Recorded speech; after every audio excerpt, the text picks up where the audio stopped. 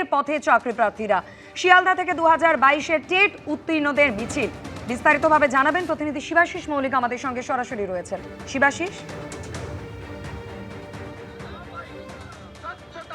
মাধুরী, এই মুহূর্তে আমরা শিয়ালদা থেকে ধর্মতলা যাচ্ছি, যে মিছিল আমরা তুলে ধরছি। তুমি দেখতে পাচ্ছ যে 2022 সালে যারা টেট উত্তীর্ণ, 2022 প্রাথমিক টেট পাস, ডিএলএড ঐক্য মঞ্চ, তারা আজকে একবারে তাদের পাশ করা যে পরীক্ষায় তারা পাশ করেছেন, টেট পরীক্ষায় পাশের ওয়েমার এবং টেট সার্টিফিকেট নিয়ে তারা আজকে মিছিলে বেরিয়েছেন। এবং সেই মিছিল যে আমরা ছবি দেখতে পাচ্ছি যে 2022-এর টেট উত্তীর্ণরা তারা রাস্তায় নেমেছেন।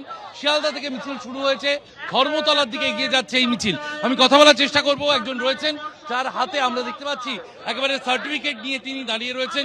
আপনাদের মূল দাবি আজকে কি? স্যার, আমাদের দাবিটা অনেক পুরনো।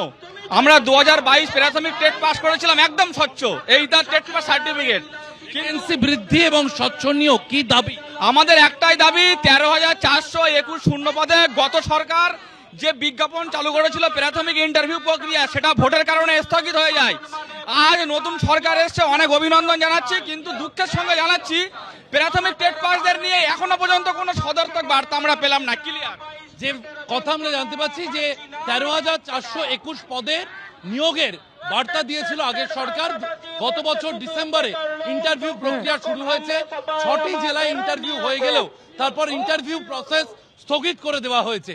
এবং সেই প্রতিবাদেই কিন্তু আজকে তারা রাস্তায় নেমেছেন যারা 2022-এর টেট উত্তীর্ণ। টেট উত্তীর্ণরা শিয়ালদা থেকে ধর্মতলা পর্যন্ত মিছিল করছে। একদমই সেই মিছিলের ছবি আমরা পরেও দেখব। আপাতত শিবাশিস, ধন্যবাদ।